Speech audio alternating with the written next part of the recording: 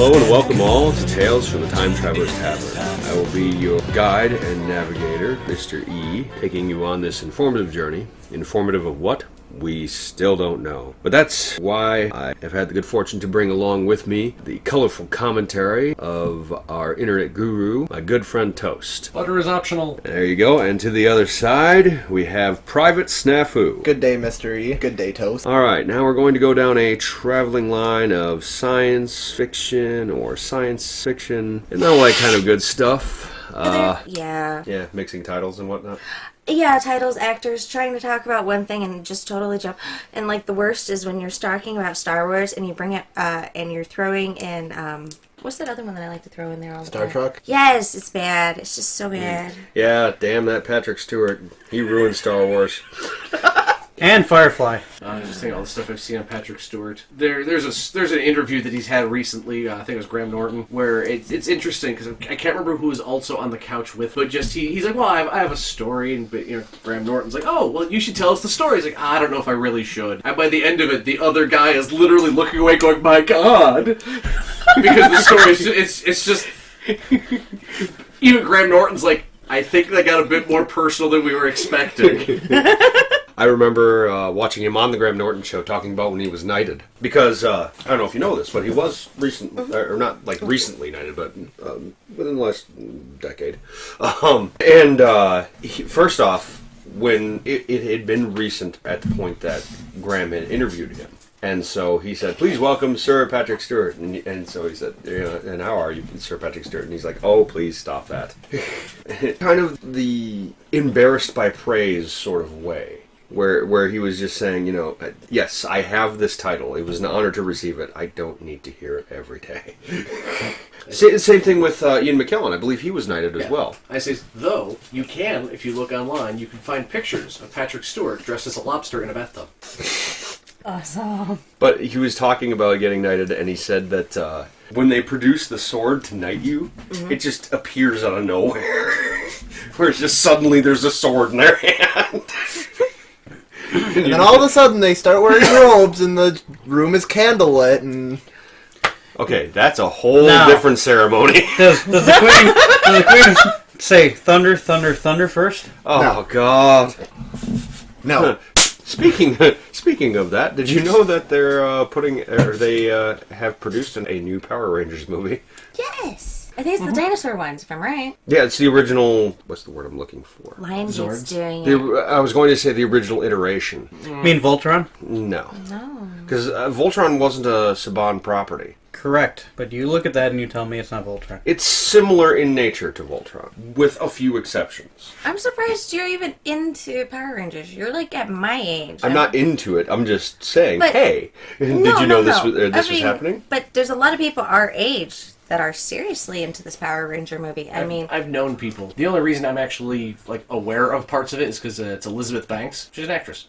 Okay. Elizabeth Banks is playing Rita Repulsa. The thing is in the original version that was on TV, it was this really weird get-up, and it was just kind of weird. It was utterly ridiculous. Yeah, what it was. But now you get to the newer version, and you have Elizabeth Banks wearing a very weird costume. Very.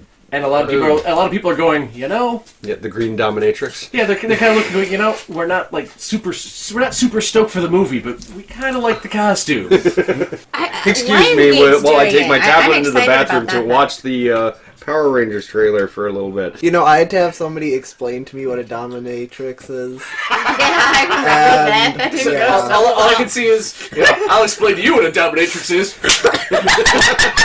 Hold on, let's put the handcuffs on you and we'll take you through the lessons.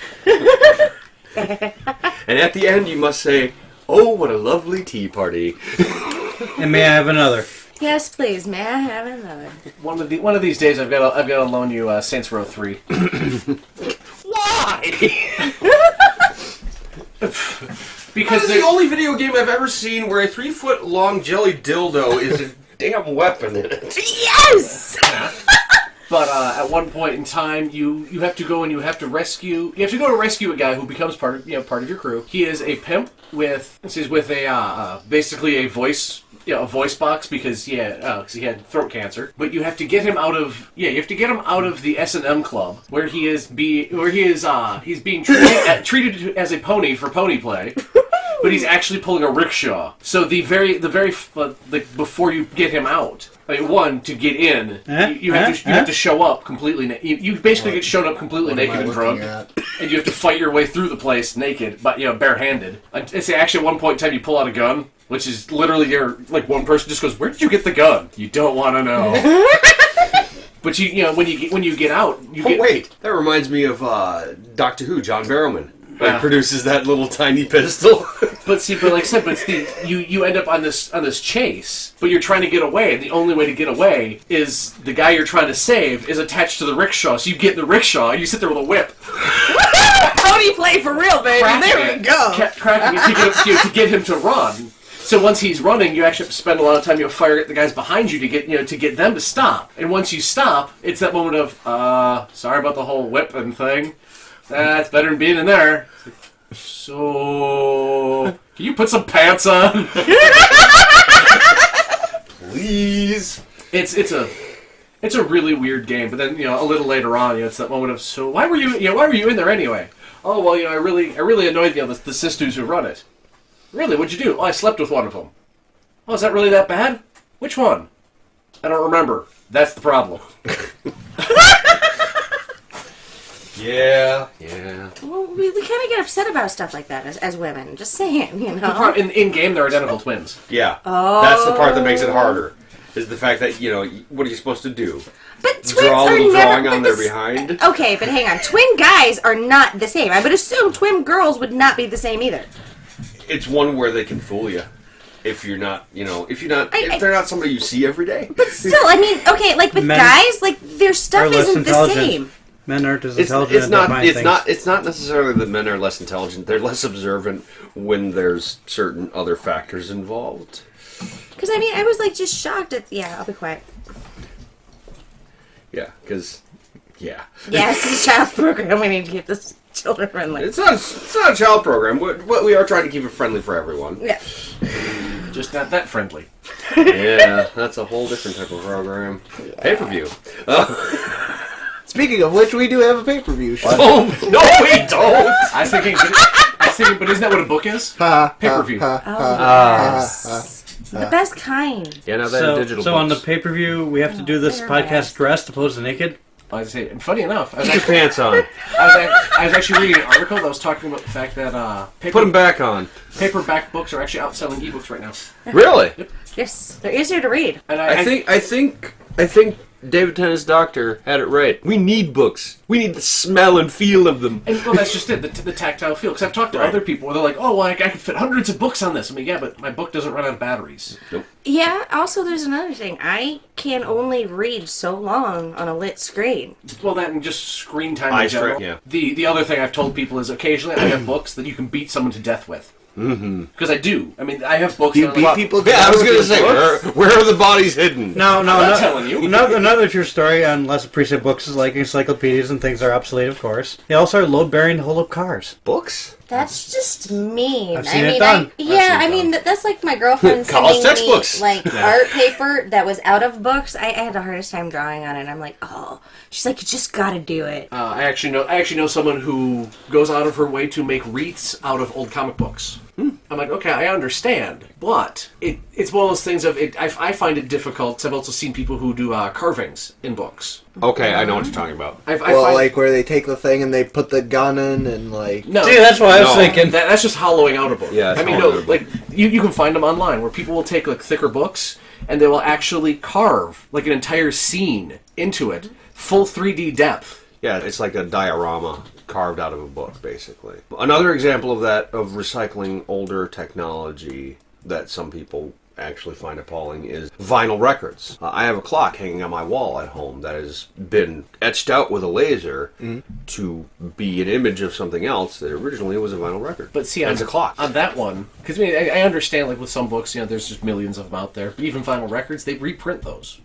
Yeah. I mean, where that and you can find stuff that was never really popular that has millions of copies, and it's not as big of a deal. Right. But I mean, it's, like I said, the same thing with some books where people are like, oh, well, there's millions of copies of this out there. But I used to work at a library, and the one day I felt really bad because someone had, as an estate thing, had donated just all these books. And there was a set, it was like 12 books, I think. It was a bound set, 12 books in pristine condition from like 1941.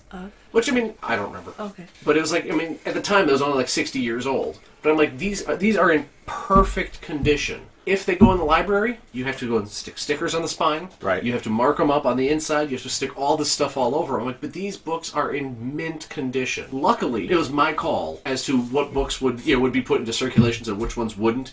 Because if we had a set already, I had to determine if these were in better shape or not. If they were in better shape, like if the ones on the shelf were just all tattered and broken, I would have to say, okay, these are in much better shape. We'll put these out. The other ones will be retired. Luckily, we already had a full set that was already all marked. That was in okay condition, where I don't think anyone was going to care the difference. So I just went, nope, these ones are not getting marked. Instead, they went somewhere else to be sold.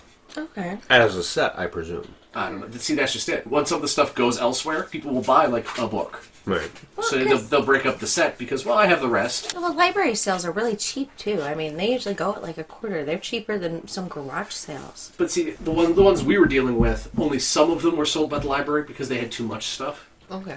The rest of it, I think, were actually sent to. I think it was sent to like other places, but it's still like I felt really bad because it was mint condition stuff. Where, like I said, even some records. Cause I mean, I've seen a lot of records, a lot of vinyl stuff. I could see using that for a couple other things. For some of it, because people have picked over it, and picked over it, and picked over it, and picked over it. Right. But you also get new. You can get new old stuff where people will literally just print up a vinyl record that doesn't actually have anything on it. Mm-hmm. They'll slap a label on it to be able to use it as like a back for a clock. Right. That's So- possible. Right, but I mean, it's also sometimes cheaper. But sometimes it's just cheaper to just go somewhere and go, okay, I need a record. Hey, look, here's a record of the greatest polka hits. Print a new label, stick it up. Yeah. Because who's going to listen to it? You just turned it into a clock. Who can listen to it? And that's just it. Well, it depends. I don't know. I get this whole thing. I agree with you. I mean, books are like special because, like, with the ebooks and that on top of it, how much of a keystroke does it take for someone to change all of them? I mean, you can't do that with books, paper books. You can, but you can't. But I know kind of what you mean. I mean, the printed word is a little more difficult to mess with. Right. But that's just it.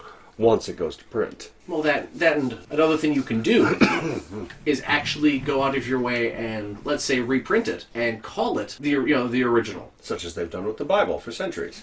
Those are just different versions. Rewritten by different presidents. That happens later. Actually, that was already done in America a couple times. It was a callback to a Robin Williams joke. Yeah, Anyway. well, no, I mean, like, actually, it was Jefferson.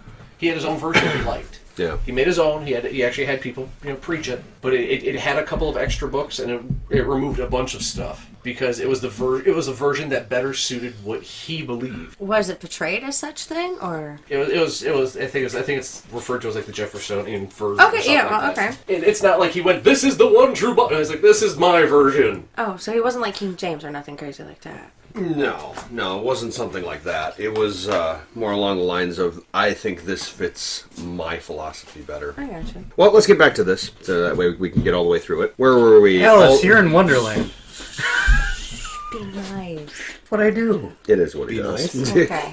He's constantly naughty, you know this. Ribbit. I do. TMI. Anyway. I can go get that if you want to see it. No, just, No. no, just no. No. I don't care if this is internet radio. I don't want to see it. And you guys say prop humor doesn't work. And even Mr.E said he doesn't want to see it. No, because I don't find that the least bit of mystery. Anyway, where were we?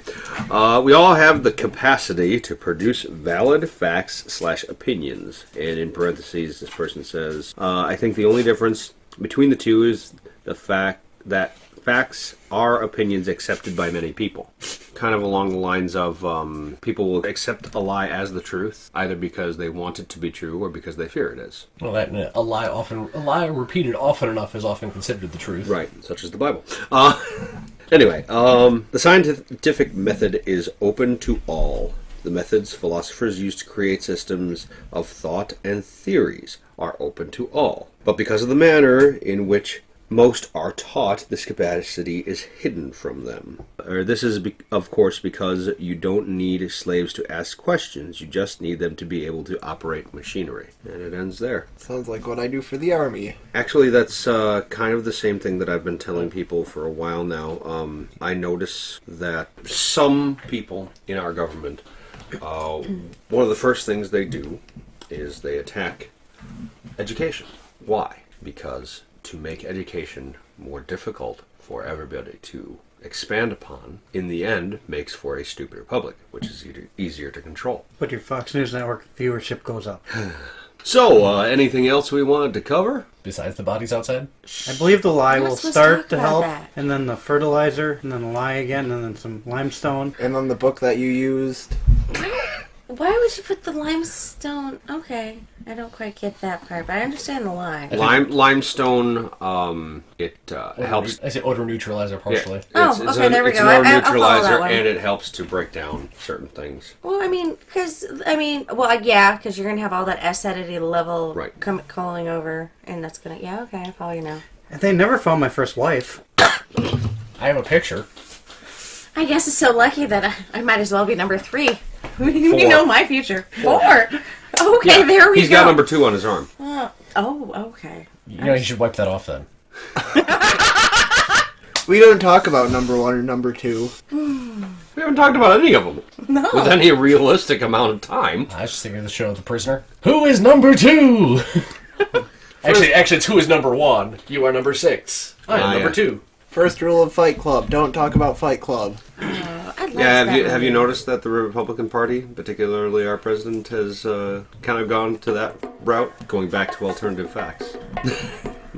The first rule of this administration is you do not talk about this administration.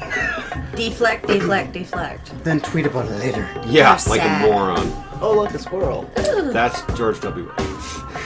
Have you seen him in interviews? Yeah, you know the weird one is he sounded like an idiot. Alright, well, on that note of fact, validation, and verification, any other shuns we should add to that? Powering words, Snafu? I don't know. Hey. It's above my pay grade. Okay, and toast? I can't believe it's not butter. Alright then. Once again, this has been your navigator and guide, Mr. E. Thank you for joining Tales from the Time Traveler's Tavern. So that's it.